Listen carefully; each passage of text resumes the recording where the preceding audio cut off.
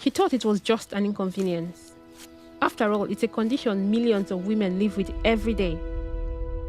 It's just fibroids. But is it? For this 45-year-old woman, what she considered benign proved to be more sinister. This is how a routine diagnosis turned into a silent, sudden killer when she collapsed outside her home and never woke up. But wait, how could something labeled as benign become a killer? Well, welcome to Beyond the Autopsy, where the dead teach the living. In this episode, we're going to find the answer to that. The woman was only 45. She lived independently. She was active. To the outside world, her only medical concerns were a well-controlled asthma. Nothing that could suggest a sudden end. Then everything changed in an instant. A neighbor found her collapsed just outside her front door. She wasn't breathing. Paramedics were called. They arrived within minutes. They performed vigorous CPR. They gave her every chance they could. But she could not be revived. In pathology, when a relatively young person dies without warning, we have to ask the most difficult question. And that question is why?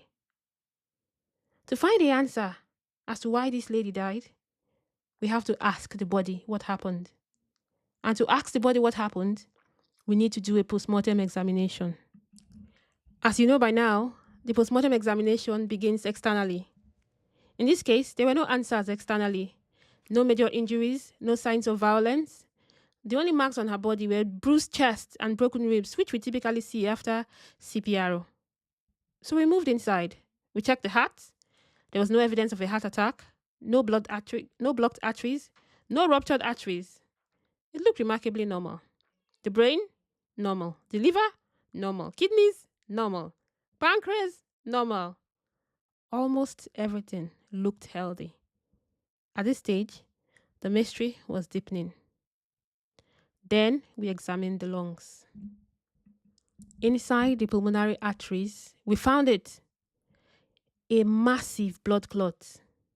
This was the cause of death. In medicine, we call this a pulmonary thromboembolism. It's actually a dramatic sight in the mortuary. To visualize it, imagine placing a cork or a stopper inside the main pipe supplying blood to the lungs. Suddenly, blood can't pick up oxygen.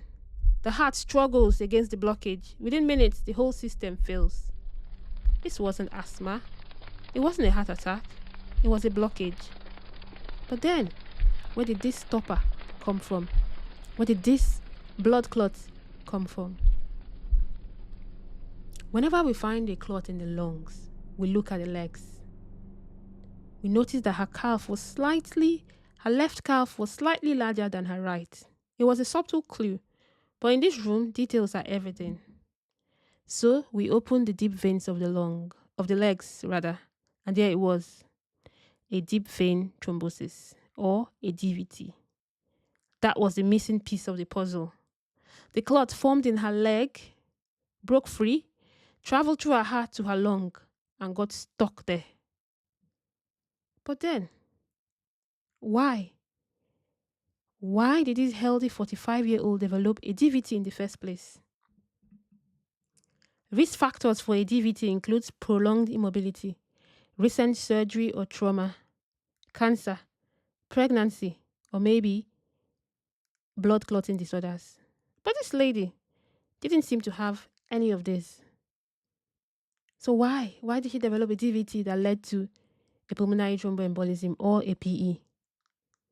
The answer was sitting quietly in her pelvis. The uterus was massively enlarged. It was filled with numerous fibroids. And as we know, fibroids are non-cancerous growths that millions of women have.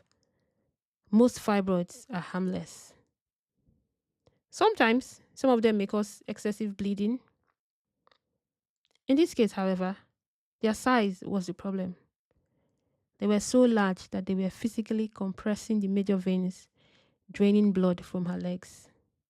Now think of a river. If you block the flow, the water becomes still. And still blood turns into clot.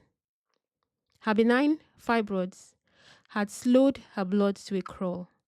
The clot formed in silence and waited for the day it would break loose and announce its presence with a big bang. But why does all this matter? Of course, most women with fibroids don't die of pulmonary thromboembolism. But it reminds us that what is benign doesn't always mean harmless. Women with large fibroids that experience one-sided leg swelling, calf pain, or sudden shortness of breath, please do not ignore it. They may be warning signs of a clot. And clots are treatable if they are caught in time.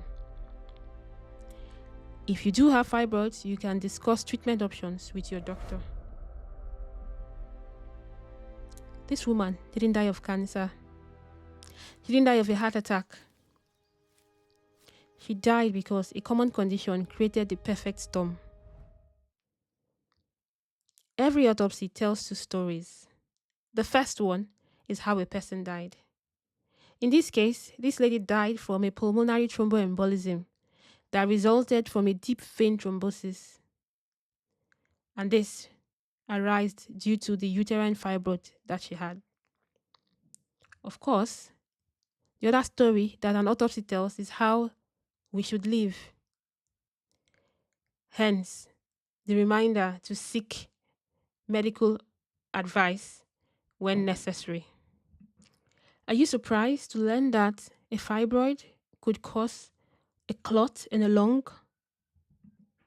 Is it the first time you're hearing that a fibroid could cause death somehow? If this story taught you something today, consider subscribing. Because sometimes the greatest lessons about life come from those who can no longer speak. This is Beyond the Autopsy, and thank you for joining us on this episode.